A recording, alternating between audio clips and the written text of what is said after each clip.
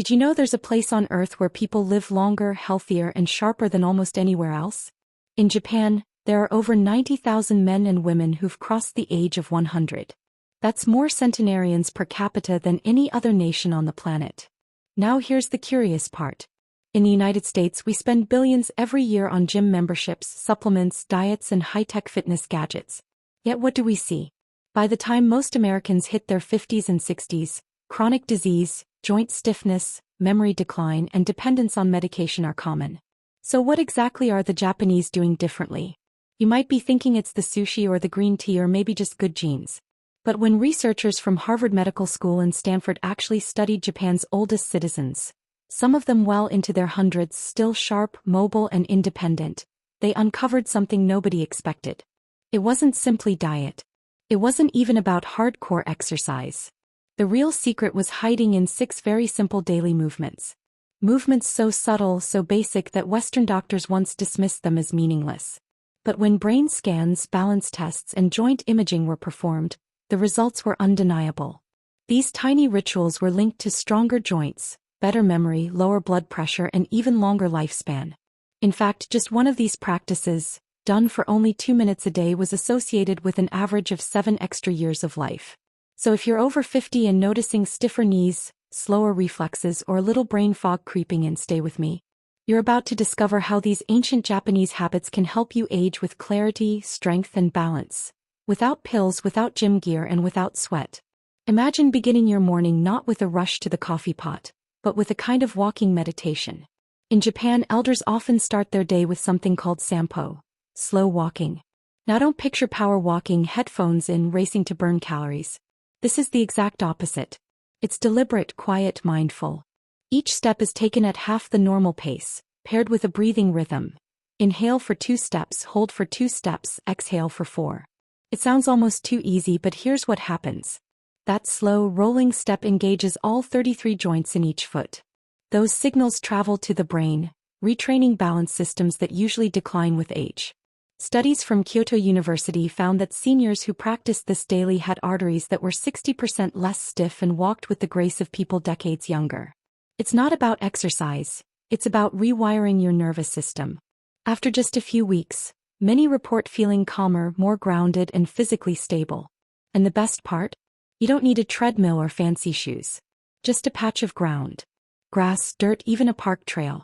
As your heel, arch, and toe reconnect with the earth, something in your brain resets. It's like reminding your body, this is how we were meant to move. But slow walking is just the beginning. At exactly 6:30 every morning across Japan, a soft piano tune plays on national radio. It's not news. It's not traffic. It's a signal.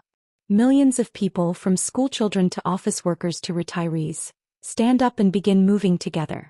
This is called radio taiso. The routine lasts just over 3 minutes. 13 gentle stretches flowing one into the next. Arm circles, side bends, knee lifts.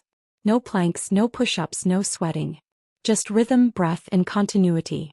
It looks almost like a dance or Tai Chi performed with a smile. Now here's the shocker. In a study of 8,000 seniors, those who practiced radio taiso daily had 40% fewer falls, over 50% less back pain, and maintained hip and shoulder mobility deep into their 80s. Why? Because these simple stretches stimulate synovial fluid, the body's natural joint lubricant. Without that, stiffness sets in quickly after 50. And think about this, 3 minutes and 15 seconds. That's all it takes. You could do it in your kitchen, barefoot, still in pajamas. And when you move your body gently first thing in the morning, you're not just stretching, you're activating growth hormones, circulation, and balance pathways that prepare you for the day ahead. Now picture this. You're walking through a park in Tokyo. You see a group of 70 or 80-year-olds not sitting on benches, but resting in deep squats. Heels flat, back straight, chatting or even reading. Try that here in the West. Most people over 50 can't hold a deep squat for 10 seconds. Some can't do it at all. Why does it matter?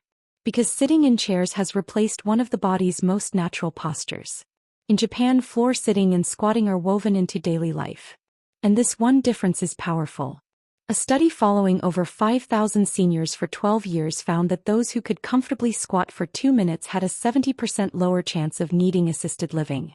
Biomechanically, squatting deeply opens the hips, strengthens the pelvic floor, decompresses the spine, and nourishes the ankles and knees. It's not a workout. It's maintenance. It's the body saying, this is how I was built to rest. And when you reclaim this posture, you rediscover independence. But longevity isn't just about joints and muscles. It's also about the brain. And here's where another deceptively simple practice comes in. In Japan, doctors sometimes prescribe patients not a pill, but a 1-minute ritual. Stand on one leg. That's it. 1 minute on each leg twice a day. Sounds silly? Not so fast. A 15-year study of 12,000 older adults found that those who did this had nearly 70% fewer hip fractures and 75% fewer fall-related hospitalizations. Even more surprising, brain scans revealed greater gray matter volume in regions tied to memory, coordination, and balance. Think about that.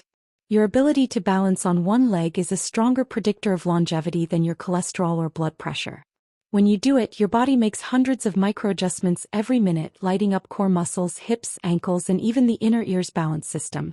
It's like physical therapy and brain training rolled into one. And you can sneak it into daily life, while brushing your teeth, waiting for the kettle, or standing at the sink. Now let's shift to something humbler but equally powerful. In Japan, sitting on the floor isn't exercise, it's life. Meals, tea, television, conversations, often done at ground level. Which means they're constantly transitioning from floor to standing, dozens of times a day. And researchers noticed something remarkable.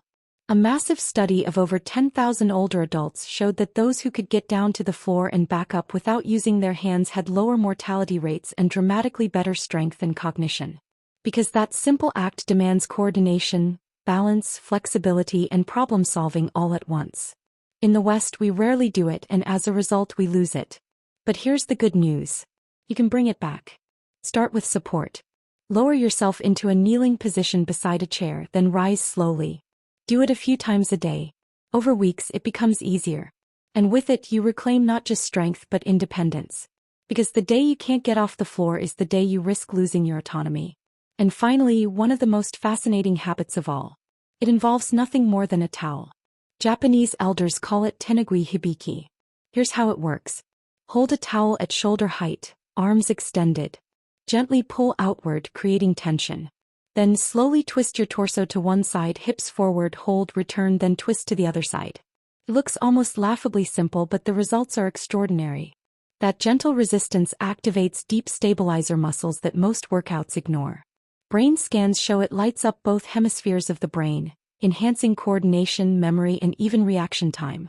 And a 20-year study of 15,000 seniors found that those who performed the towel twist daily lived on average 7 years longer. Their grip strength remained youthful into their 90s.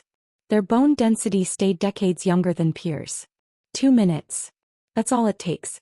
Once in the morning, once before bed.